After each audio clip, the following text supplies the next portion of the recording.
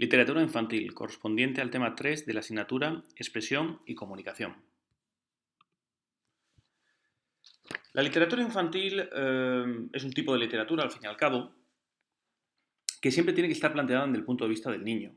Por lo tanto, tiene que tener en cuenta una serie de elementos, como la etapa de desarrollo infantil, y adaptarse a esas necesidades que en ese momento concreto tenga cada niño.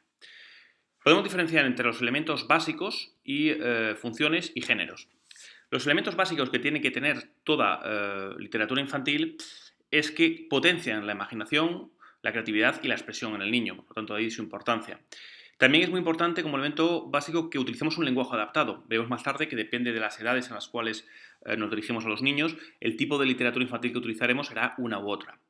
A pesar de que también otro elemento que tenga fines educativos, principalmente, es muy importante tener presente siempre el sentido lúdico. Es una actividad en la cual tiene que divertir al niño. En cuanto a las funciones, diferenciamos 4 funciones básicas. La primera es actúa como un vehículo de comunicación y de expresión para el niño.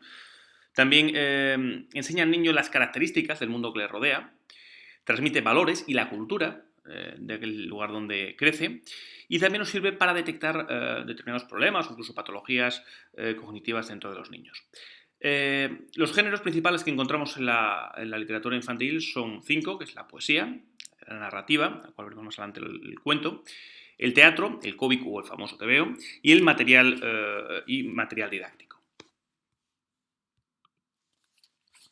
Dentro del cuento podemos definirlo como un relato breve de hechos ficticios o reales con un desarrollo argumental sencillo y de fácil comprensión. ¿Vale? Estos dos elementos de un desarrollo argumental sencillo y de fácil comprensión es fundamental a la hora de utilizar el cuento como elemento educativo. Tenemos que tener en cuenta que esta herramienta educativa tiene que tener una serie de características básicas comunes. Tiene que potenciar el desarrollo del lenguaje, es una de las características fundamentales del cuento, aportando estructuras gramaticales, aportando vocabulario, etc. También sirve para estimular la atención y la memoria de los niños. Ten en cuenta que lo que tratamos de conseguir es que el niño preste atención a ese cuento y a ese hilo argumental desde el principio hasta el final, ¿no? Lo cual es muy importante para ese desarrollo de la atención. También sirve, como habíamos hablado antes, para la transmisión de valores, de normas sociales, y además se hace de una manera lúdica, de una manera divertida para el niño. Y por último, trabaja en la secuenciación temporal y en los conceptos espaciales. Obviamente, al utilizar el lenguaje, el niño tiene que ser consciente en ese cuento de cuándo, en qué momento del tiempo se están produciendo esas acciones y cuándo se están produciendo. En cuanto a los tipos de cuentos, podemos diferenciar en primer lugar los cuentos de hadas. Los cuentos de hadas, pues bueno, normalmente están caracterizados por personajes fantásticos en lugares y tiempos imaginarios. Como ejemplos tenemos Blancanieves, La Bella Durmiente o Caperucita o El Gato con Botas. En segundo lugar tenemos los cuentos populares. Transmiten historias con una larga trayectoria que son propias de cada comunidad. Los cuentos populares son muy importantes también para transmitir la cultura popular de determinadas comunidades autónomas, de determinadas ciudades. Es fundamental. A continuación, los cuentos míticos o leyendas, donde los protagonistas están inmersos en situaciones fantásticas o peligrosas y en medida se les presenta como héroes. Hablemos, por ejemplo, de Sinbad el Marino o El País de Nunca Jamás.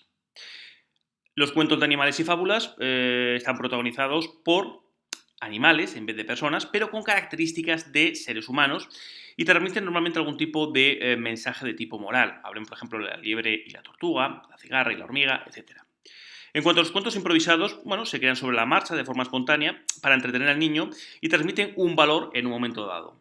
Es una herramienta, bueno, que nos permite en un momento dado, si queremos transmitir, por ejemplo, el valor de la solidaridad, pues inventarnos un cuento y que el niño comprenda por qué es necesaria esa solidaridad.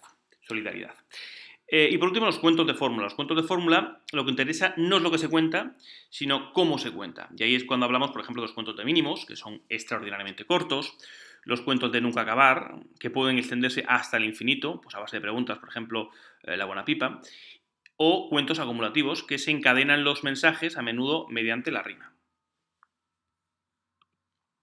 A la hora de seleccionar los cuentos tenemos que tener en cuenta 4 factores. En primer lugar, la edad. Obviamente, los cuentos que van dirigidos a niños de 0 a 3 años, los argumentos tienen que ser muy sencillos, tienen que estar apoyados en imágenes y referirse un poco a lo que es la vida diaria, ¿no? a menudo se puede utilizar también para reducir, por ejemplo, los miedos que muchos niños tienen, ¿no? Es una herramienta bastante importante. También en la edad, otro tramo de edad es el que va de 3 a 5 años. Ya tiene mayor capacidad cognitiva y puede que empiecen a preferir cuentos con una temática más ficticia o más de aventuras. Se debe aprovechar para fomentar el inicio de la lectura en esta etapa. Y a partir de los 6 años, el niño debe ser progresivamente capaz de leer por sí mismo los cuentos. Evidentemente, la temática empieza a hacerse más compleja y progresivamente los cuentos pueden ser más largos, incluso podrán utilizarse más recursos literarios y expresivos.